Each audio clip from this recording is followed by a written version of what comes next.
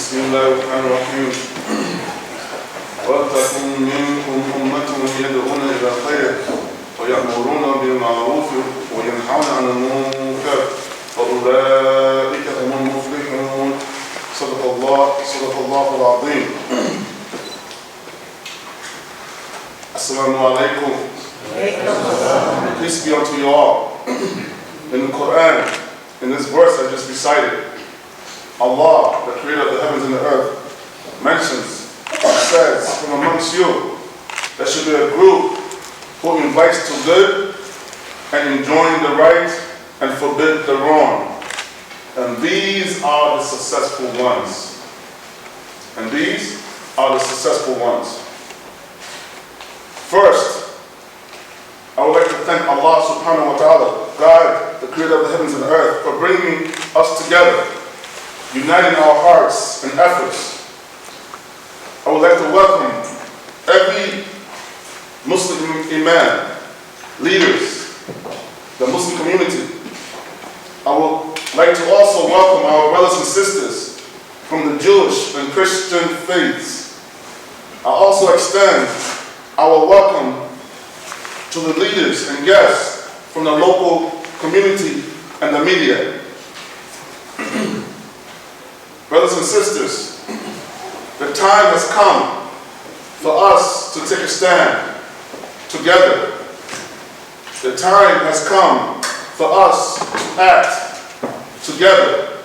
The time has come for us to accomplish the goals of freedom, justice, and equality together.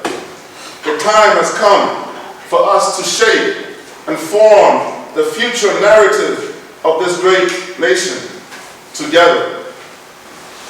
As the saying goes, together we stand and divided we fall. So I welcome you here today at the Islamic Center of Rhode Island, and I would like to call up Imam Fareed, and he will read out the statement from all the leaders, Muslim leaders of Rhode Island. Bismillahirrahmanirrahim. In God's name, the merciful benefactor, and Redeemer, we welcome all of you to this inaugural effort that we are attempting to do to dispel a lot of the bigotry and hatred that is being fomented in various corners of the community, as well as literally throughout the world. So, having said that, I wish to cite something from the Atlantic dialogue between Catholics and Muslims, which took place many years ago with Bishop Dennis Madden, the auxiliary bishop of Baltimore, who spoke on behalf of the Conference of Bishops. And he said, in effect, in closing, that we support one another in confronting negative stereotypes which appear in the news media, films, internet, circulars, and other printed materials about our respective traditions. It is in that spirit that I wish to welcome you and also seek your assistance in trying to join together and be able to dispel a lot of these unfortunate characterizations of the Muslim community. Imam just recited a verse from the Holy Quran that talks about unity. And God says that there are signs for the people who reflect. And when we look at the very creation itself, and God brings our attention to the clot of blood, which is the beginning of life in the womb of its development. And that is a sign, as God says, to us of the very origin of which we, as human life, but also social life. And then there's this social cohesion, which is the beginning of life. So we don't want to look at this as the beginning of a growth and development here in the state of Rhode Island, and more importantly here among our respective communities.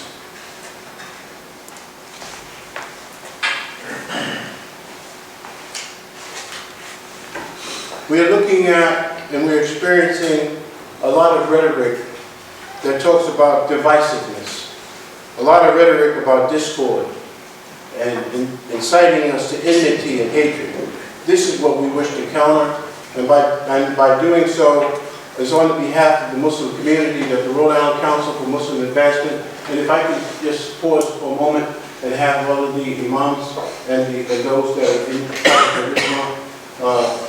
the group to come up, Dr. Wendy,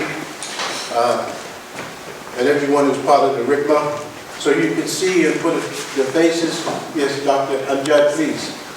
So you can see that this, on behalf of the Rhode Island Council for Muslim Advancement, we would like to make the following statement. We grieve and mourn with our neighbors, our fellow citizens, and with the families of the victims who have suffered loss at the hands of extremists, such as in Paris and San Bernardino. These tragedies have caused pain and sadness in our hearts, and we pray to God that God blesses us all in the healing process. We would like to join all faith communities and people of conscience in condemning these heinous actions. As community leaders, members of the clergy, we would like to, and we have continuously openly and unambiguously declared that these acts are not representative of the Islamic faith and practices. In the Holy Quran, it indisputably affirms the sanctity of human life. And I quote, "Whoever kills a soul, it is as if they had killed all of humanity." The backlash of these atrocious attacks have been felt deeply in the Muslim community nationwide. Inflammatory rhetoric, as demonstrated by some politicians, to isolate and marginalize American Muslims is reckless and undermines the safety and security of our great nation.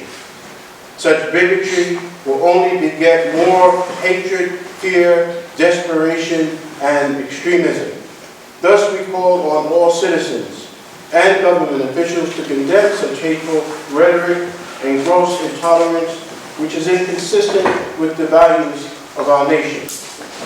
The American Muslim community in Rhode Island has unprecedented support from public officials, law enforcement, faith communities, and fellow citizens, and we deeply appreciate this support.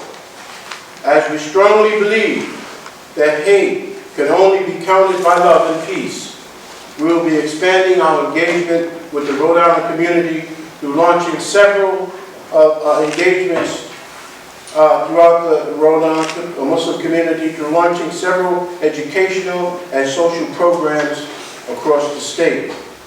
The Muslim communities throughout the state will be hosting open house events at the local mosques and community centers in the upcoming weeks and on a continued basis thereafter. We encourage our fellow citizens to acquaint themselves with their fellow Muslims, and we are your neighbors, your friends, your classmates, your students, your doctors, your patients, and in these difficult times especially, we must stand together, united in support of one another. We must not allow our enemies abroad to divide us here at home or spread hatred. Thus, we must not isolate and marginalize members of the Muslim community who already are experiencing the backlash because of these events.